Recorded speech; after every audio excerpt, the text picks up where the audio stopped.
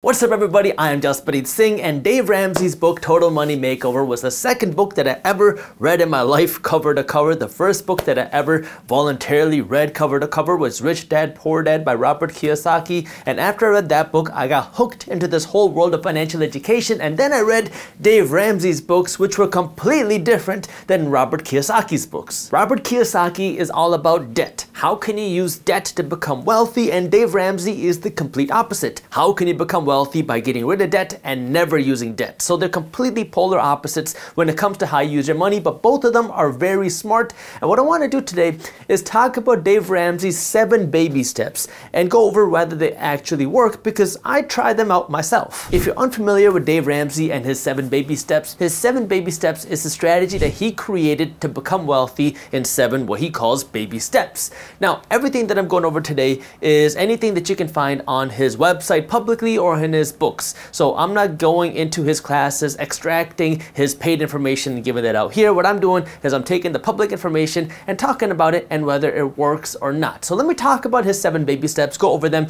then give you my thoughts on them. So his 7 baby steps in this order are: number 1, first, save $1,000 for an emergency fund. So $1,000 just in case anything bad happens. Save that before you do anything else. Second, pay off all of your debts except your mortgage using what he calls the debt snowball method. Third, save 3 to 6 months worth of your expenses in your emergency fund. That way now you have a big savings account. Fourth, invest 15% of your income into a retirement account, which will build you wealth. Fifth, start saving your child's college fund, money for their college education. Sixth, then pay down your home aggressively. And 7th, build wealth and give back. This is the order of things that he wants you to do if you want to become successful and wealthy, and he wants you to do them in this order. You should not start investing until you have 3 to 6 months worth of savings put aside. You should not start saving for your child's college fund until you start investing 15% of your income into a retirement account. I was fortunate enough to come across Dave Ramsey during the beginning of my time in college. So when I read his books, he really scared the crap out of me when it came to credit card debt. And this was around the time where everybody in college was getting a college credit card, because they would have these fairs, especially for freshmen, where those bank reps and credit card reps would show up and they would give you free lanyards and free t-shirts if you just signed up for a credit card. And what freshman doesn't want free stuff? So all of my friends stood in line to get these credit cards, but I read Dave Ramsey's book, so I never stood in those lines. I never took out a credit card, and I never went into credit card debt, and I never had to worry about this type of debt. So I was very fortunate about that. But what I did do was I saved aggressively. I was running an event planning company. I was doing my own side hustles. So I was making decent money when I was in college. And at first I was saving all of this money because I wanted to build this, my emergency fund. And then slowly, as I started to learn more about investing and passive income, that's when I started investing my money. I started investing in real estate, I started investing in stocks. And so I kind of had my own order of this, where I understood that I needed to stay away from debt. I needed to invest my money, but I never opened up a retirement account. And I knew I should have a big savings account. Now, most of this wasn't too difficult for me because I grew up in a traditional Indian house. My parents are immigrants from a state in India called Punjab. And so I grew up with this traditional saving heavy culture, because a traditional Indian culture is save, save, save, and then spend as little as possible. So I grew up being told that I need to save as much money as possible. So saving this money didn't seem like a bad idea. What else was I going to do with this money? If I didn't save my money, then I'm going to go and spend it. So it's better for me to save it. And then in the middle of my college career, that's when I started learning about investing. I started getting involved with real estate investing. This was at the bottom of the 2008 crash. So I was very fortunate that I could start investing in real estate with literally less than $10,000. That's how much homes were selling for in my area in Michigan. I know it's crazy to think that, but that was the reality at the time. So I was very fortunate to be able to start investing in real estate, even though everyone told me that that was a very bad idea. You could just look around and see home prices. Why would you want to invest in real estate? It's a very risky investment. That was the whole opinion of real estate at the time, but I decided to do that. So I decided to invest my money not into retirement accounts. I decided to invest my money externally first, just into physical real estate. And then I came into stocks, and then I came across other investment ideas. But let me go down this list and kind of talk about the 7 steps and how you can make it work for you and whether or not they work. For the average person who just wants to live a happy life and a stress-free financially life, this is the perfect system for you, because now you don't have to worry about going into consumer debt. You don't have to worry about getting any debt and managing that. You could just slowly build wealth over time, work your job, and then hit a retirement where now hopefully you'll have a paid off home and you'll have a nest egg that will help fund your retirement. Now, for me, I don't want to live this traditional life where I have to work a job until I'm 65 and then I quit and then I retire. That's not exciting to me, and that's why I call myself the minority mindset. So if you have that traditional mind where you just want to kind of get by, live free, not have to stress about money and be able to build that sort of wealth, well, this is a great system that can absolutely do that for you. But if you want to do something bigger, you want to see even bigger success, well, then you might want to change some things around. Now, there are a lot of people that have utilized this and became multi-millionaires because they were able to earn more money from their jobs. There was other things that they were able to do, but there's other strategies as well. So let me just go down this list. Starting at the top where he says save $1,000, I think this is the most important thing that you can do when you're getting started. Now, the interesting thing about this is when he first created the 7 baby steps, it was created a couple decades ago at least. And back then, we didn't have the raging inflation problem that we have now. So that $1,000 that he said when he first created these 7 baby steps, it doesn't have the same buying power that $1,000 does today. So I would say when you're just starting off, I mean, yeah, $1,000 is great, but you really need like $2,000 today to have the same impact that $1,000 did when the 7 baby steps were first created. So you have to start with some basic cushion, some basic savings, because if you don't have any savings at all, well, now you're in financial danger, because if anything goes wrong, then now you got to go into credit card debt, and it just creates this big financial mess. So you definitely want to have some savings put aside first. Second, Dave Ramsey says that you should follow the debt snowball method to pay down your debts except your mortgage before you start doing anything else. Now, I agree. If you have a whole bunch of consumer debt, credit card debt, hard money loans, these are debts that you need to pay off as fast as humanly possible. Even your car payment, because these are things that are literally eating you alive. If you're paying 6, 7, 8% a year on your car payment, that's money that you could be using to invest in yourself. So if you have any of these debts, I agree. Before you go and try to invest your money in the stock market and try to get a 7 or 8 or 9% return on your money, pay down these debts. Because if you have a debt that's costing you 6, 7, 8, 9, 10% a year or more, that's a guaranteed return on your money. If you can pay down your car loan and now you don't have to pay the 6% interest, well, that's a guaranteed 6% return on your money. Now, sure, you can invest your money in the stock market and maybe get a 10% return on your money, but you could also see a 10% decline. So the 10% potential return that you could see in the stock market or the real estate market comes with risk versus paying down this consumer debt. Notice I said consumer debt. These are things that you're buying that are not paying you money. So your car loan, your credit card debt, your hard money loans, if these are not making you any money, these are consumer debts and you need to pay these down as fast as possible. And if you're paying 6% or more on your consumer debt, well, it would be more beneficial for you to pay down this debt than to take this cash and invest it, because investments come with risk versus paying down your debt does not. Also, I want to add something here. So when I went to college, I never used a credit card. I just used my debit card and I used cash. But then I started to run into some issues with my debit card and cash. I had the cash stolen out of my wallet a couple of times, so that was not fun. And then I had made purchases with my debit card where my debit card company would not reimburse me after I got scammed. I bought something, I never got my product. I called up the debit card company and they said that at this time they were not able to provide me any sort of fraud protection. They would only give me that if I had a credit card. So after that happened, I knew that I was a disciplined spender. I tried to do something different. I went out and I got a credit card and I started spending money on my credit card. Now, Dave Ramsey is not a fan of credit cards. He hates credit cards. But I decided to kind of go against the Dave Ramsey message and I started to try out credit cards. And the interesting thing was I wasn't spending more money than I would have with my debit card because I was a disciplined spender. I knew how to control my spending. But now, not only did I get fraud protection, I got some cool perks from my credit card, and then I got cash back for making the purchases that I would regularly make. Now, I get tens of thousands of dollars worth of cash back every single year because I spend a lot of money on my credit cards, especially my business cards. I have a lot of business expenses. So obviously I have big expenses which come with a lot of cash back that I get for doing nothing except making my regular transactions with a credit card. So I learned that for me, credit cards make a whole lot more sense than a debit card because I can control my spending. Now, the perks, the rewards, the cash back that you can get with your credit card are not worth it unless you can control your spending.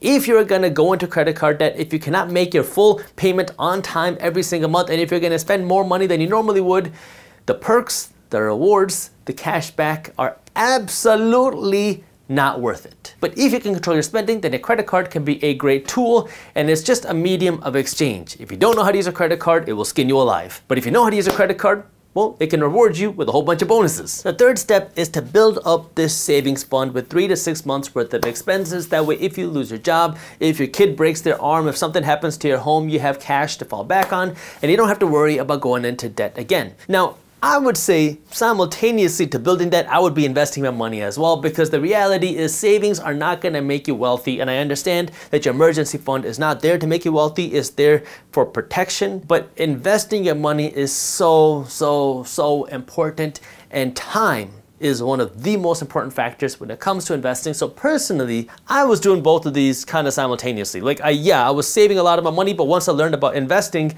I was emptying out my bank account. That way I could go out and buy as many real estate properties as possible. You really want to balance these two items, and you got to understand what your risk tolerance is. In the beginning, my risk tolerance wasn't very high because I was very scared of credit card debt. I was very scared of debt in general, and I just wanted to have a big bank account that went protected.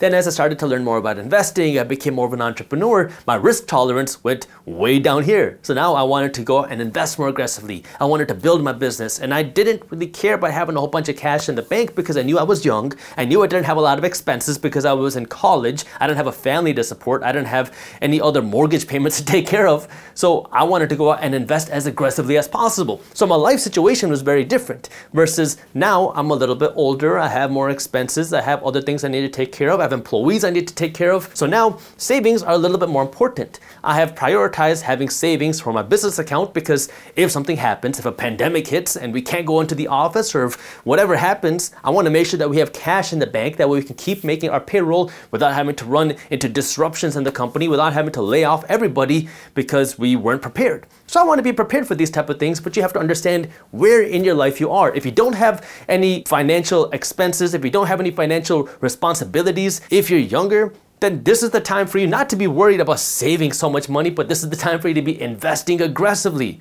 Because what's the worst that can happen? If you are wrong, well, you're still young, you have time to start making this up. So you have to understand where you are in your life. Then when it comes to investing your money, personally, I'm not a huge fan of retirement accounts. I'm not a huge fan of the 401k and the other accounts. They are great for the average person, but they're not for me because for one, you're limited to where you can invest your money. Many times you can have high fees with your 401k. You get tied in because you want that match. And then sometimes employers will hold you to your 401k, so you're not allowed to leave if you want to keep the match that your employer is giving you, so it kind of keeps you trapped with it. And then on top of that, you don't always get the best tax benefits with your 401k. Now, a lot of times people look at the 401k as the holy grail of tax benefits because you can invest your money tax-free, your money can grow, and then you only pay taxes when you pull your money out. But the reality is there are so many ways, if you are a real investor, for you to invest your money and get even better tax breaks. Let me just talk about the 401k for a second. If you invest your money in a 401k, a traditional 401k, you don't have to pay any taxes today. And then your money gets to grow tax-free, and then when you pull your money out,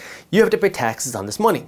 Now, typically, if you invest this money and you make a profit, you would pay something called capital gains taxes. Capital gains taxes are the investment tax rates that you pay when you invest your money and you make a profit over the long term. Well, when you pull your money out of your 401k, you don't get these long-term capital gains rates, which are the lower tax rate. You pay something called ordinary tax rate. These are the same tax rates you pay on the income that you make from your job. Well, this is where everybody says, oh, but when you're retired and you're older, you're not gonna have an income, so your income's gonna be less, so you're gonna pay a lower tax rate. Now that makes absolutely no sense to me. Why would I want to be 65 years old with no income? Sure, maybe I'm not working the same way I was before, but if I planned my life right from when I was younger to when I was older, I want to be building more and more income, passive income every single year by stacking up my assets. So the whole idea, the concept of this traditional retirement doesn't really make any sense to me, because I think the whole traditional idea of retirement is why would I want to work a job so I can ultimately quit and then start living my life? I mean, now because of the pandemic, people have started to realize that maybe I can do something different. Maybe I can find a job that really aligns with my morals, that allows me to live my lifestyle so I can live where I want, do the things that I want, and continue to produce an income. So for me, I don't like the traditional idea of retirement. I don't like these traditional retirement plans because you're so limited in what you can do. You're controlled on what you can do. You're controlled on when you can pull your money out.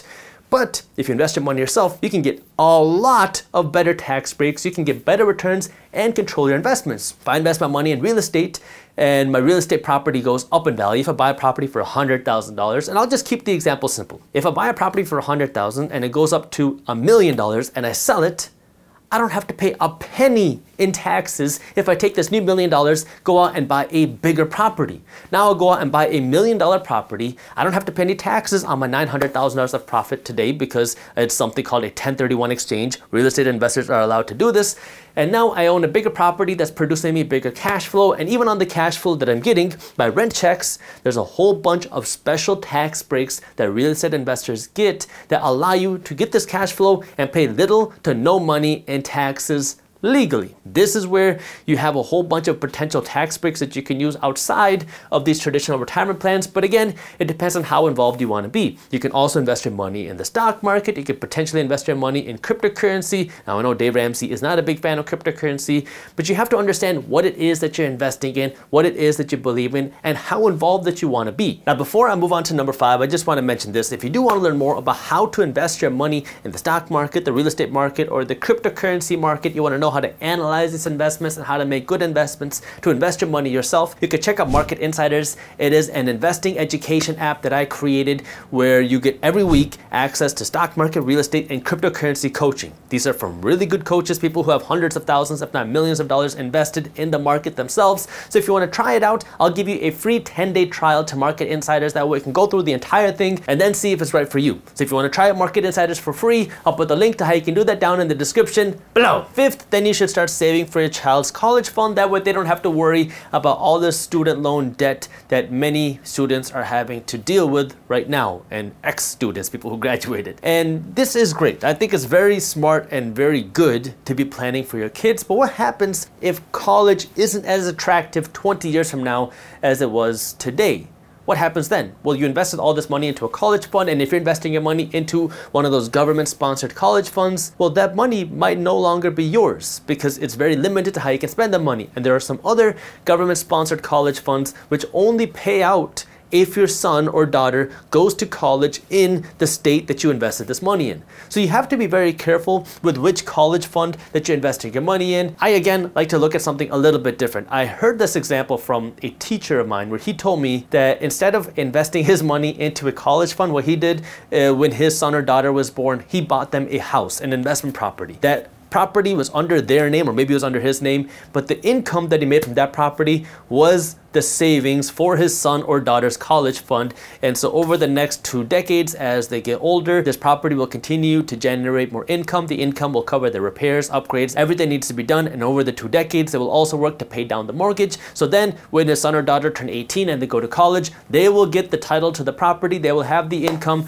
and now they have an investment property which they could potentially sell to maybe start a business, to go to college, do whatever, or they could live off of the income to help fund some of their college operations. So I thought that was very interesting. It's an alternative to the traditional college fund idea. But in any case, if you do plan on having your son or daughter go to college, if you want that for them and you want to start preparing for them, I don't think that's a bad idea. But just understand that the attractiveness of college is changing. I mean, especially with things like YouTube, which is decentralizing education. You can learn from whoever you want, wherever you want at no cost. That's a lot more attractive than paying $60,000 a year to go to a college just to get a piece of paper. I mean, a lot of companies, ourselves included, don't look at college degrees. We don't really care if you go to college or not. All we want to see is what you're good at, what do you know, and how hardworking are you, and how passionate are you. So I don't know what college is going to look like in the next 2 decades. Maybe it's going to change. Maybe it'll get better. Maybe it won't.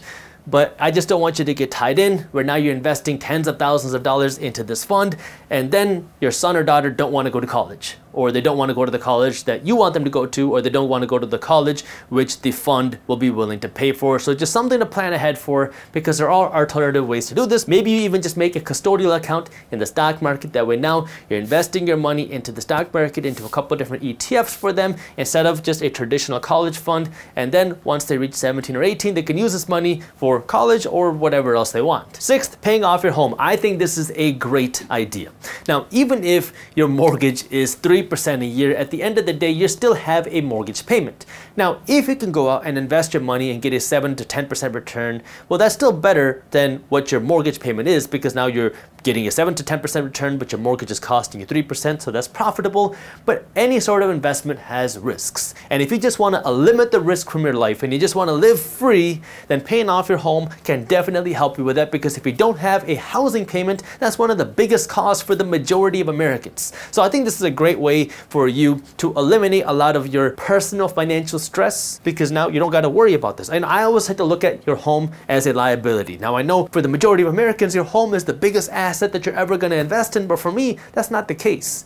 I rather invest in real estate investment properties. I rather invest my money in business. I rather invest my money in other places and look at my home like a liability.